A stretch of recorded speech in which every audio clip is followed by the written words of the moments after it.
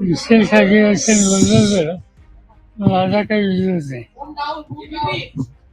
पण जो इश्यू आहे त्याचं डिस्कशन इन डेप्थ विचार in depth discussion open discussion कधी असू शकत नाही.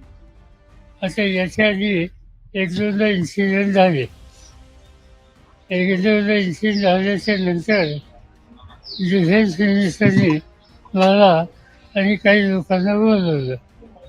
आमच्या बरोबर मॅच ठेवले. कुठं काय झालं आहे त्याची कल्पना दिली.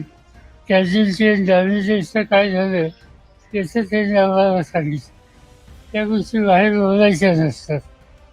आणि विशेष अधिवेशनामध्ये अपेक्षा काय असणार, काय एक्झॅक्टली झालं त्याला एक मर्यादा होती सांगायला.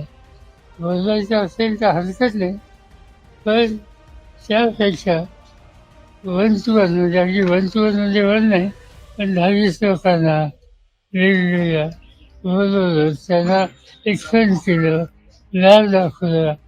माझ्या मागच्या वर्षा बैठकीमध्ये आर्म फोर्सेसचे अधिकारी त्यांनाही बोलवलं होतं.